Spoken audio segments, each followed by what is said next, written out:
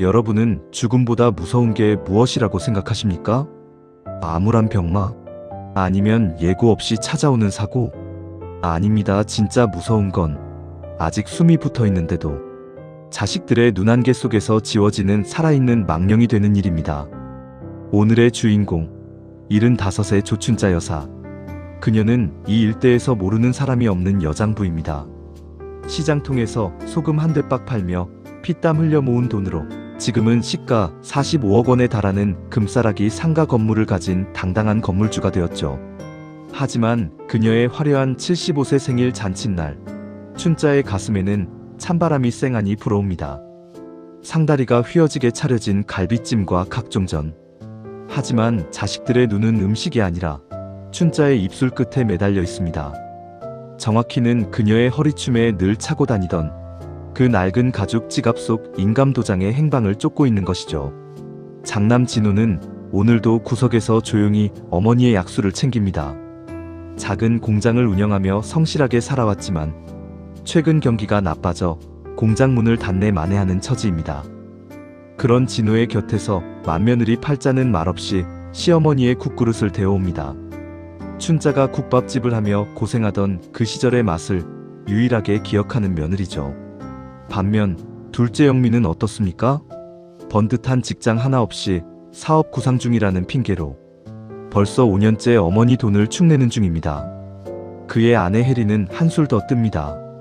시어머니 생신이라면서 입고 온 옷은 명품 브랜드 로고가 박힌 수백만 원짜리 원피스입니다. 그 옷감 역시 춘자의 주머니에서 나간 돈이라는 건 비밀도 아니죠. 이제 연세도 있으신데 그 45억 상가 건물 언제까지 직접 관리하실 거예요? 저번에 말씀드린 그 신규 사업만 터지면 제가 어머니 호강시켜 드린다니까요. 맞아요, 어머니. 아버님 돌아가시고 홀로 얼마나 고생하셨어요. 이제는 저희한테 맡기시고 좀 쉬세요.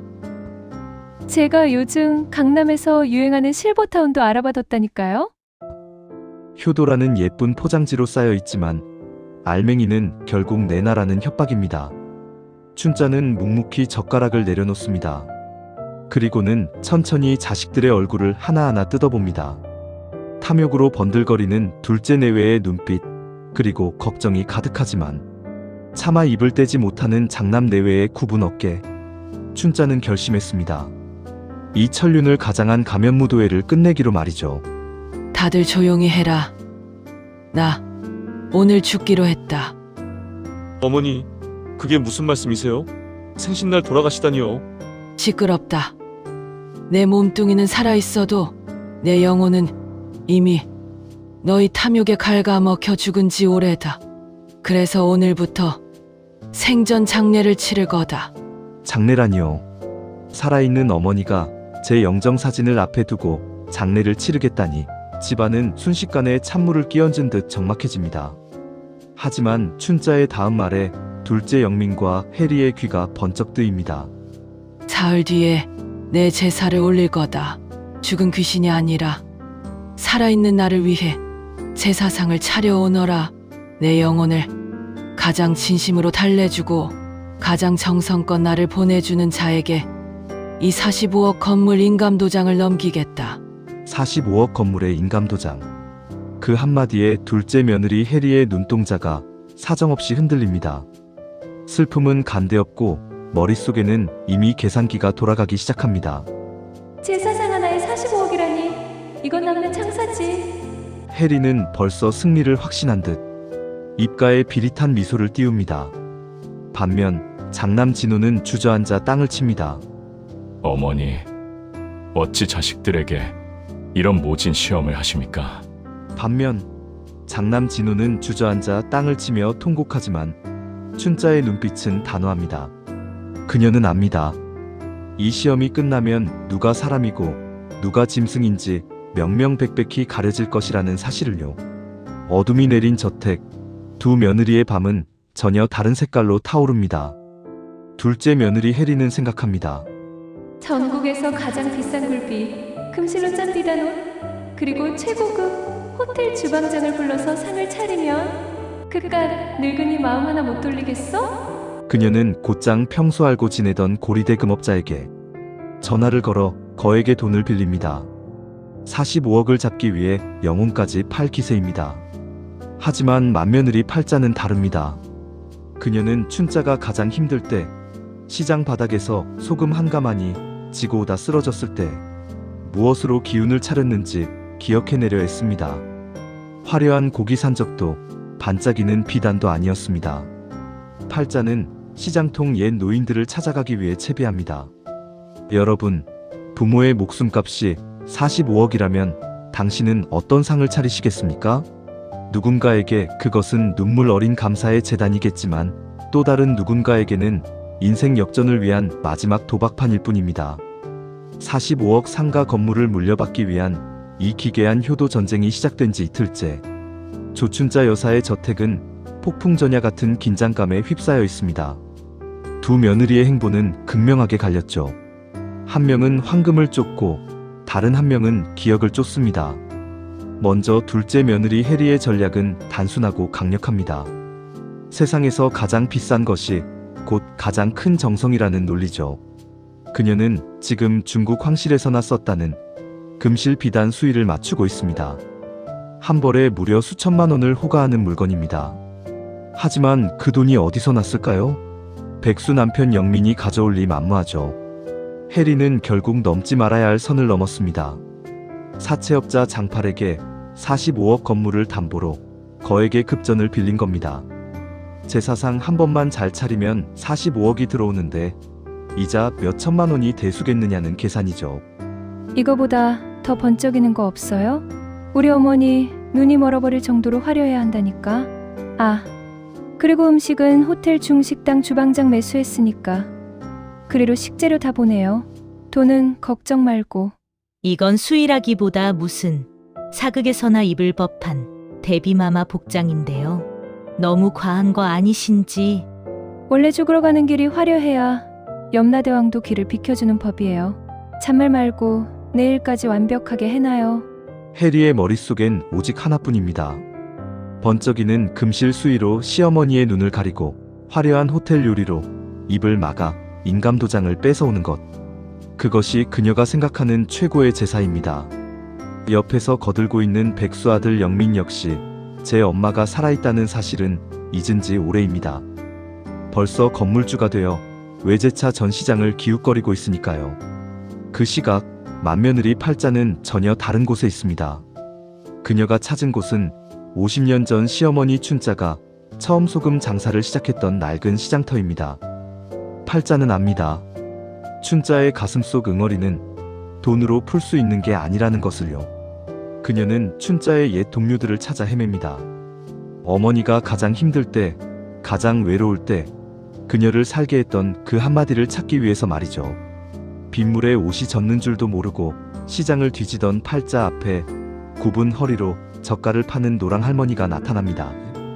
50년 전 춘자와 함께 소금찌개를 젓던 유일한 생존자입니다. 어르신, 제발 도와주세요. 저희 어머니가 살아생전 가장 잊지 못하던 그 맛이 무엇인지 아시나요? 에휴, 춘자 그 독종이 벌써 이 세상을 떠났다고? 그년 인생이 참. 춘자가 제일 좋아하던 거? 그런 거 없어. 그저 굶어 죽지 않으려고 입에 넣던 것뿐이지. 근데 딱 하나 45년 전 흉년 때 말여. 춘자가 자식들 먹인다고 지는 사흘을 굶고 길바닥에 쓰러졌을 때가 있었어. 그때 무슨 일이 있었나요? 지나가는 스님이 탄 누룽지에 물을 부어줬지. 손바닥만큼 탄 누룽지. 춘자가 그걸 마시고 눈을 뜨더니 그러더만. 세상 어떤 꿀물보다 달다고. 그 쌉싸름한 숭늉 한 사발에 지 인생 다 걸었다고 말여. 팔자의 눈에서 눈물이 왈칵 쏟아집니다. 45억 건물의 시작이 겨우 탄 누룽지 숭늉 한 사발이었다니요. 춘자가 그토록 엄격하게 돈을 모으고 자식들에게 매몰차게 굴었던 이유는 다시는 그 배고픈 시절로 돌아가지 않겠다는 처절한 생존 본능이었음을 팔자는 이제야 깨닫습니다. 한편 장남 진호는 어떻습니까? 그는 제사상 미션에는 관심조차 없습니다. 그저 어머니가 왜 이런 해괴한 선언을 하셨을까? 어디가 편찮으신 건 아닐까 걱정뿐입니다. 진우의 공장은 당장 내일 부도가 나도 이상하지 않을 만큼 위태롭지만 그는 어머니 앞에서 돈 이야기를 꺼내지 않습니다. 부모를 상대로 거래하고 싶지 않은 장남의 고집이자 진심입니다. 어머니, 정말 이거 안 하시면 안 돼요. 건물이고 뭐고 다 싫습니다. 그냥 저랑 같이 맛있는 거 먹으러 가요, 예? 나가거라. 제사 준비 안 할 거면 내 방에 발도 들이지 마. 45억이 장난인 줄 아느냐? 춘자의 매정한 말에 진우는 방을 나옵니다. 하지만 춘자는 알고 있습니다. 아들의 손길이 떨리고 있었다는 것을요. 그녀는 어둠 속에서 홀로 눈물을 삼킵니다. 자식들의 진심을 확인하기 위해 제 명주를 담보로 도박을 벌이는 어미의 심정이 오죽할까요? 이제 결전의 시간이 다가옵니다. 저택의 서쪽 방에서는 둘째 며느리 해리가 사채업자에게 독촉 전화를 받으며 일을 갑니다. 내일이면 건물 내 거니까 조금만 기다려. 소리치는 그녀의 눈엔 광기가 서려 있습니다. 반면 부엌에서는 첫째 며느리 팔자가 정성스레 보리를 볶습니다. 시장 할머니에게 배운 대로 너무 타지도 않고 덜 익지도 않은 그날의 맛을 재현하기 위해 수십 번을 다시 볶습니다. 고소한 냄새가 온 집안에 퍼지지만 그 냄새는 해리가 주문한 상어 지느러미 요리의 비린내에 금세 묻히고 맙니다. 드디어 제사 당일의 아침이 밝았습니다. 그런데 이게 웬일입니까? 장례식 손님도 아닌 험상궂은 사내들이 대문 앞을 지키고 서 있습니다. 사채업자 장팔이 보낸 감시자들입니다. 해리가 빌린 돈의 만기가 바로 오늘 제사가 끝나는 시간이기 때문이죠. 만약 해리가 건물을 물려받지 못한다면 이 집안은 상속잔치가 아니라 피바람 부는 아수라장이 될 것이 뻔합니다. 준비 다 되었느냐? 이제 내 제사상을 들여오너라. 병풍 뒤에 앉은 조춘자 여사. 그녀는 지금 눈을 감고 있지만 세상 그 누구보다 밝게 보고 있습니다. 자신을 향해 다가오는 자식들의 발소리 하나하나에 섞인 비릿한 욕망의 냄새를 말이죠. 가장 먼저 치고 나온 것은 둘째 며느리 해리입니다. 그녀가 준비한 상차림은 제사상이 아니라 황제의 만찬에 가깝습니다. 하지만 그 화려한 음식들은 모두 썩은 동아줄로 만든 신기루일 뿐입니다. 해리는 지금 속이 타들어갑니다. 대문 밖에는 사채업자들이 칼날 같은 눈빛으로 대기하고 있고 그녀의 핸드백 속에는 방금 받은 독촉 문자가 진동하고 있습니다. 해리는 춘자의 앞에 무릎을 꿇습니다. 그리고는 연습한 대로 억지 눈물을 쥐어짜내기 시작하죠. 그 눈물은 시어머니를 향한 슬픔이 아닙니다. 45억 건물을 갖지 못하면 자신의 목숨이 날아갈지도 모른다는 공포의 분비물일 뿐입니다. 어머니 이 불초소생을 용서하세요. 어머니 평생 고생만 하셨는데 가시는 길이라도 이렇게 귀한 음식 드시게 하고 싶었어요. 제 정성을 봐서라도 제발 저를 믿어주세요. 해리의 목소리가 떨립니다. 하지만 춘자는 미동도 하지 않습니다. 그저 눈을 감은 채 해리의 옷에서 풍기는 고가의 향수 냄새와 그 뒤에 숨겨진 사채, 빚의 악취를 동시에 맡고 있을 뿐입니다. 그때였습니다. 저택의 대문이 쾅 하고 부서질 듯 열립니다. 고요했던 집안에 천둥 같은 고함 소리가 울려 퍼집니다. 사채업자 장팔과 그의 부하들이 기어코 집안까지 들이닥친 겁니다. 순식간에 아수라장이 된 거실. 최고급 샥스피는 바닥에 엎질러지고 한우 갈비찜은 개밥처럼 짓밟힙니다. 해리는 비명을 지르며 주저앉고 백수 아들 영민은 병풍 뒤로 숨기에 급급합니다. 자, 보십시오. 이것이 바로 해리가 쌓아 올린 효도의 실체입니다. 장팔의 서슬 퍼런 칼날 같은 목소리가 집안을 얼려버립니다. 야, 강예리, 제사 지내면 돈 나온다더니 이게 그 제사상이냐? 내 돈 5억 당장 내놔. 아, 아저씨, 왜 이래요? 저기 우리 형 있어요. 저 형이 우리 집 장남인데 돈은 형한테 받아야지 왜 우리한테 이래요? 영민아, 너 지금 그게 무슨 소리야? 형은 공장도 하잖아. 엄마 건물 받으면 형이 좀 갚아주면 되잖아. 엄마, 들었지? 형이 다 갚아줄 거야. 그러니까 일단 도장부터 줘. 짐승도 제 어미를 지키기 위해 몸을 던지거늘 사람으로 태어난 영민은 제 살길을 찾기 위해 형을 팔고 이미 시체가 된 척 누워있는 어머니의 도장을 구걸합니다. 진우는 피눈물을 흘립니다. 동생의 폐륜보다 이런 광경을 어머니에게 보여드리고 있다는 사실이 칼이 되어 심장을 후벼팝니다. 이 아수라장 속에서 둘째 며느리 혜리는 조용히 움직입니다. 모두가 거실에서 싸우고 있는 사이 그녀는 뱀처럼 기어 춘자의 안방으로 스며듭니다. 그녀의 목적은 단 하나, 춘자의 허리춤에 있을 혹은 장롱 깊숙이 숨겨져 있을 그 낡은 가죽 지갑 속 인감도장입니다. 혜리의 손이 승리의 쾌감으로 가닥가닥 떨립니다. 마침내 잡았습니다. 45억 건물의 열쇠. 아니, 자신의 목숨을 구해줄 면죄부입니다. 그녀가 지갑을 열어 도장을 확인하려는 찰나 방 안의 공기가 섭씨 수십 도는 낮아진 듯 차가워집니다. 언제 들어왔는지 맏며느리 팔자가 문 앞에 서 있습니다. 그녀의 손에는 화려한 식기 대신 김이 모락모락 나는 낡은 사발 하나가 들려 있습니다. 동서, 손때 그건 어머니 인생이야. 동서가 함부로 만질 수 있는 게 아니라고. 인생, 웃기지 마. 이건 그냥 돈이야. 형님도 이거 노리고 온 거잖아. 착한 척 좀 그만해. 우리 다 똑같은 쓰레기잖아.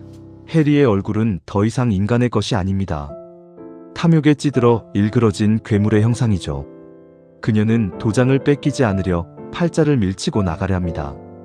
하지만 그 순간 거실에서 들려오던 고함 소리가 뚝 끊깁니다.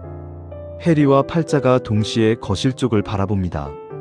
병풍 뒤에 미라처럼 앉아있던 조춘자 여사가 천천히, 아주 천천히 자리에서 일어났기 때문입니다. 자식들이 그토록 원하던 건물주 조춘자가 드디어 입을 엽니다. 그녀의 걸음걸음마다 짓밟히는 수백만 원짜리 전복과 한우들. 그것은 혜리의 꿈이자 영민의 욕망이며 이 집안의 비극입니다. 춘자는 사채업자 장팔 앞에 섭니다. 그리고 장팔이 든 칼날보다 더 날카로운 눈빛으로 그를 쏘아봅니다. 장팔조차 춘자의 기세에 눌려 슬그머니 뒷걸음질을 칩니다. 춘자는 천천히 고개를 돌려 방금 방에서 도장을 훔쳐나오던 혜리와 그 뒤를 따르던 팔자, 그리고 구석에서 떨고 있는 진호와 영민을 봅니다. 장례 끝났다. 이제 시체는 치우고 산 사람끼리 계산을 해야겠구나. 춘자의 목소리에 혜리는 품에 숨겼던 지갑을 떨어뜨립니다. 영민은 오줌을 지리며 바닥에 넙죽 엎드립니다. 춘자는 바닥에 떨어진 낡은 지갑을 집어들지 않습니다. 대신 팔자가 들고 있던 그 낡은 사발로 시선을 옮깁니다. 거기엔 혜리가 차린 진수성찬의 100분의 1도 안 되는 갑서치에 거무튀튀하고 투박한 숭늉이 담겨 있습니다. 춘자의 눈동자가 처음으로 흔들립니다. 50년 전 지옥 같던 가난 속에서 자신을 살렸던 그 쌉싸름한 냄새가 거실 가득 퍼집니다. 절망의 끝에서 춘자는 선택을 내려야 합니다. 자신을 죽이려 했던 자식들과 자신을 기억하려 했던 자식. 45억이라는 거대한 돈 앞에서 무너진 천륜의 잔해를 보며 그녀는 무슨 생각을 할까요? 춘자가 갑자기 사발에 든 숭늉을 바닥이 아니라 자신의 머리 위로 쏟아붓습니다. 모두가 경악합니다. 젖은 머리카락 사이로 흘러내리는 검은 숭늉물이 마치 춘자가 흘리는 검은 눈물 같습니다. 내 몸에 묻은 이 더러운 욕망의 냄새를 씻어내야겠다. 자, 이제부터 진짜 제사를 시작하자. 누가 내 자식이고 누가 내 돈을 훔친 도둑인지 이 숭늉한 사발로 가려내와. 여러분, 자식에게 모든 것을 내어준 부모의 심장이 어떤 색인지 아십니까? 아마도 오늘 춘자가 뒤집어 쓴 이 시커먼 숭늉물과 같은 색일 겁니다. 타버린 누룽지처럼 눌어붙고 물에 불리고 불려도 사라지지 않는 그 지독한 한의 색깔 말이죠. 검은 물이 춘자의 깊은 주름 사이를 타고 흐릅니다. 45억이라는 거대한 돈 앞에 괴물이 되어버린 자식들을 보며 춘자는 비로소 깨닫습니다. 자신이 일군 건물이 자식들에게는 축복이 아니라 서로를 물어뜯게 만드는 독이 든 고깃덩어리였다는 사실을요. 춘자의 손이 영민의 멱살을 움켜쥡니다. 시장 바닥에서 소금 가마니를 나르며 옹이처럼 굳은 그 투박한 손입니다. 영미는 제 엄마의 손이 이토록 뜨겁고 거친지 평생 알지 못했습니다. 그저 매달 용돈을 내어주던 화직권 같은 손인 줄로만 알았죠. 춘자는 바닥에 흩어진 해리의 샥스핀 요리를 손으로 한 움큼 집어 영민의 입가에 거칠게 가져다 댑니다. 먹어라, 내 마누라가 사채까지 써서 차린 내 어머니 제사밥이다. 이 귀한 걸 왜 안 먹고 떨고만 있어? 어서 쳐놓으란 말이야. 엄마 잘못했어요. 엄마 제발 살려주세요. 저 사채업자들이 저 죽인단 말이에요. 살려달라고? 내가 나를 죽은 사람 취급하며 제사상을 차릴 때는 언제고? 이제 와서 살려달라니. 내 눈엔 내가 엄마로 보이느냐? 아니면 45억짜리 고기 방패로 보이느냐? 영민의 비굴한 통곡이 거실을 메웁니다. 그 옆에서 인감도장이 든 지갑을 챙기려던 해리는 사채업자 장팔의 손에 붙잡혀 비명을 지릅니다. 장팔은 이미 눈이 뒤집혔습니다. 춘자의 기세가 무섭긴 하지만 제 손에 들어올 돈이 날아갈 판이니 물러설 곳이 없죠. 하지만 춘자는 눈 하나 깜짝하지 않습니다. 그녀는 천천히 장팔을 향해 고개를 돌립니다.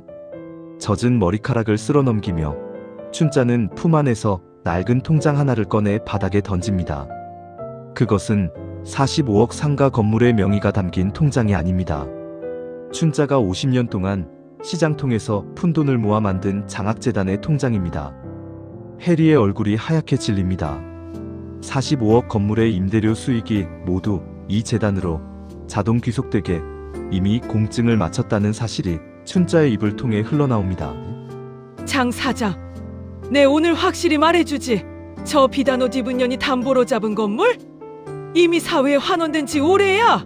내가 저것들 목을 친데도 자네한테 갈 돈은 단돈 1원도 없어. 어머니, 그게 무슨 말씀이세요? 우리더러 죽으라는 거예요? 그 건물이 어떤 건물인데 그걸 남한테 줘요? 남? 그래, 내 자식보다 못한 남들이지. 적어도 그들은 내 숭늉한 사발에 고맙다는 인사는 할 줄 알거든. 해리는 미친 사람처럼 머리를 쥐어뜯습니다.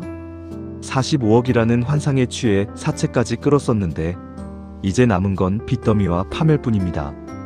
제 죄로 지옥에 떨어지는 동생을 보며 장남 진우는 차마 고개를 들지 못합니다. 자신도 어머니를 더 잘 모시지 못한 죄인이라며 동생의 죄값을 대신 받겠다고 어머니의 젖은 발을 옷소매로 닦아냅니다. 춘자는 그런 진우를 내려다봅니다.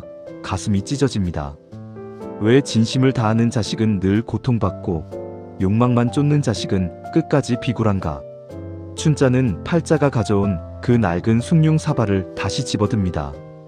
그리고 이번엔 진우와 팔자에게 건넵니다. 마셔라. 내 애미가 평생을 견뎌온 맛이다.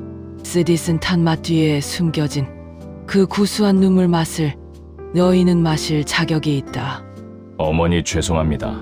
제가 어머니 마음을 너무 늦게 알았습니다. 진우가 숭늉을 들이킵니다. 차갑게 식어버린 숭늉이지만 그 속엔 춘자의 50년 세월이 고스란히 담겨 있습니다. 진우의 눈물과 숭늉 물이 섞여 사발 안으로 떨어집니다. 그때 춘자가 무거운 침묵을 깨고 장팔을 향해 마지막 제안을 합니다. 45억 건물은 줄 수 없지만 자신이 평생 숨겨두었던 진짜 유산이 담긴 비밀 금고의 열쇠를 보여주겠다고 말이죠. 상자가 열리는 순간 방 안에는 묘한 긴장감이 감돕니다. 해리는 그 안에 다이아몬드나 금괴라도 들어있길 간절히 기도합니다. 장팔 역시 총구 같은 눈빛으로 상자 안을 들여다보죠. 하지만 상자 안에서 나온 것은 뜻밖의 물건이었습니다. 그것은 누렇게 변색된 수십 권의 장부와 춘자가 시장에서 처음 장사를 시작할 때 썼던 낡은 소금 가마니 갈고리였습니다. 이게 내 진짜 재산이다. 내가 누구에게 얼마를 베풀었는지, 누가 나에게 빚을 졌는지 적힌 장부지. 여기 적힌 이름들, 이 도시의 시장, 경찰서장, 그리고 너희 같은 놈들 잡아넣는 검사까지 다 들어있다. 장 사장, 내가 오늘 여기서 내 자식들 털끝 하나라도 건드리면 이 장부가 어디로 갈 것 같으냐? 장팔의 안색이 순식간에 흑빛으로 변합니다. 춘자는 단순한 건물주가 아니었습니다. 50년 세월 동안 시장의 모든 이들을 먹여 살리고 보살피며 거대한 인맥과 신뢰의 성을 쌓아 올린 대모였던 겁니다. 장팔은 마른 침을 삼키며 뒷걸음질을 칩니다. 춘자의 한마디면 자신의 조직 따위는 하루아침에 가루가 될 수 있다는 걸 직감한 것이죠. 춘자는 사채업자들을 향해 일갈합니다. 이것들을 끌고 나가라. 그리고 다시는 내 눈앞에 띄지 않게 해. 광풍이 지나간 자리 거실은 다시 고요해집니다. 춘자는 힘이 풀린 듯 자리에 주저앉습니다. 젖은 옷 때문인지 아니면 자식을 제 손으로 버린 아픔 때문인지 그녀의 어깨가 사정없이 떨립니다. 진호와 팔자가 그런 춘자를 품에 안습니다. 세자람의 울음소리가 텅 빈 한옥을 가득 채웁니다. 45억 건물보다 귀한 것은 결국 서로의 온기를 나누는 이 짧은 순간임을 그들은 눈물로 확인합니다. 그런데 그때 춘자가 진호의 손을 꼭 잡으며 나직하게 속삭입니다. 얘야, 아직 끝나지 않았다. 그 금고 밑바닥을 더 깊게 파보거라. 거기에 내 아버지가 남긴 진짜 약속이 들어있느니라. 약속이라니요? 45억 건물도 사회에 환원했고 페류나들도 내쫓았습니다. 그런데 또 무엇이 남았다는 말일까요? 진호가 떨리는 손으로 빈 금고의 바닥을 뜯어내자 거기엔 오래된 땅 문서 하나가 나옵니다. 그 문서를 확인한 진호의 눈이 경악으로 커집니다. 어머니, 이건 상가가 아니라 45억 상가 건물을 사회에 환원하겠다는 춘자의 폭탄 선언 뒤에 숨겨진 마지막 유산. 그것은 화려한 빌딩도 현금 뭉치도 아니었습니다. 팔자가 조심스럽게 펼쳐든 종이는 40년 전 춘자가 처음으로 소금, 지게를 내려놓고 국밥 솥을 걸었던 시장통 모퉁이 작은 터의 땅 문서였습니다. 지금은 낡고 허름한 슬레이트 지붕만 남은 그곳. 하지만 그 종이 위에는 춘자의 죽은 남편이 남긴 서툰 글씨가 적혀 있었습니다. 우리 가족의 뿌리, 이곳만은 지켜내라. 문서 뒷면에는 춘자가 지난 40년 동안 이 작은 땅을 지키기 위해 얼마나 많은 눈물을 흘렸는지 기록되어 있었습니다. 주변이 고층 빌딩으로 변하고 수십 배의 땅값을 제시하는 유혹이 올 때마다 춘자는 이곳을 마지막 보루로 남겨두었습니다. 왜였을까요? 그것은 언젠가 자식들이 길을 잃고 헤맬 때 돌아와 다시 시작할 수 있는 불씨가 되어주길 바랐기 때문입니다. 45억 건물은 남을 위해 내놓았지만 자식들을 향한 마지막 희망만큼은 이 낡은 종이 한 장에 꾹꾹 눌러 담아두었던 것이지요. 어머니, 이 땅 재개발 보상금만 해도 상가 건물보다 몇 배는 더 된다고 들었어요. 그런데 왜 한 번도 말씀을 안 하셨어요? 돈이라고 생각하면 독이 되고 땅이라고 생각하면 거름이 되는 법이다. 첫째야, 나는 이 땅을 너희에게 주는 게 아니다. 춘자국밥의 그 뜨거웠던 초심을 물려주는 것이야. 춘자의 목소리는 낮고 단단합니다. 진호는 어머니의 거칠어진 손을 붙잡고 어린아이처럼 울음을 터뜨립니다. 45억이라는 숫자에 눈이 멀어 어머니의 가슴에 대못을 박았던 동생과 달리 진호는 그 낡은 종이 한 장에 담긴 어미의 생애를 읽어낸 것입니다. 시간은 흐르고 계절은 다시 돌아왔습니다. 춘자의 상가 건물은 이제 가난한 예술가들과 청년 창업가들의 보금자리가 되어 활기를 띱니다. 그리고 그 건물에서 조금 떨어진 시장 모퉁이, 춘자가 물려준 그 뿌리의 땅에는 작은 식당 하나가 문을 열었습니다. 장남 진호는 공장 일을 정리하고 아내 팔자와 함께 이곳에서 솥을 겁니다. 화려한 메뉴는 없습니다. 그저 정성껏 끓여낸 국밥 한 그릇과 식사가 끝날 때쯤 내어주는 구수한 숭늉한 사발이 전부죠. 하지만 이 숭늉 맛을 보기 위해 사람들은 새벽부터 줄을 섭니다. 그곳엔 돈으로 살 수 없는 위로의 맛이 있기 때문입니다. 찬바람과 함께 들어온 손님, 헝클어진 머리에 때국물이 흐르는 점퍼를 입은 남자, 바로 차남 영민입니다. 사채업자들에게 쫓겨 도망치듯 자취를 감췄던 그가 1년 만에 모습을 드러낸 것입니다. 영민의 아내 혜리는 이혼 서류를 던지고 떠난 지 오래고 영민은 공사장을 전전하며 하루를 살아가고 있습니다. 배고픔보다 더 견디기 힘든 것은 가족을 배신했다는 낙인과 돌아갈 곳이 없다는 절망이었겠지요. 영민은 차마 어머니의 눈을 바라보지 못하고 구석자리에 고개를 푹 숙이고 앉습니다. 저 제일 싼 국밥 한 그릇만 주세요. 돈은 나중에 꼭 갚을게요. 진우가 주방에서 나오려 하자 춘자가 조용히 손을 들어 제지합니다. 춘자는 말없이 주방으로 들어가 가마솥 깊은 곳에 눌러붙은 누룽지를 긁어냅니다. 그리고 45년 전 자신이 마셨던 그 쌉싸름하고 구수한 숭늉을 한 대접 가득 담아 영민의 앞에 놓습니다. 김이 모락모락 피어오르는 숭늉 사발 속에는 영민이 그토록 부정하고 싶었던 자신의 뿌리가 담겨 있습니다. 어머니의 피땀, 형의 인내, 그리고 자신이 짓밟았던 가족의 진심. 영민은 숭늉 한 모금을 마시지 못한 채 사발 위에 뜨거운 눈물만 뚝뚝 떨어뜨립니다. 춘자는 그런 아들의 머리를 거친 손으로 한번 쓸어 넘깁니다. 뜨거울 때 마셔라. 그래야 속이 풀린다. 그 한마디에 영민은 바닥에 엎드려 통곡합니다.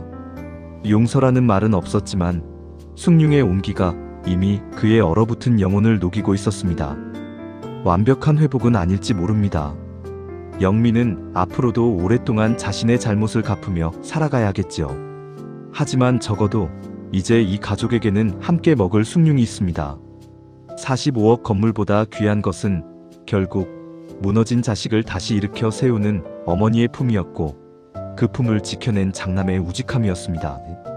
춘자는 이제야 비로소 가죽 지갑 속 인감도장을 꺼내 진우의 손에 쥐어줍니다. 그것은 건물을 넘기는 도장이 아니라 이 집안의 정신을 이어가라는 명예로운 훈장입니다.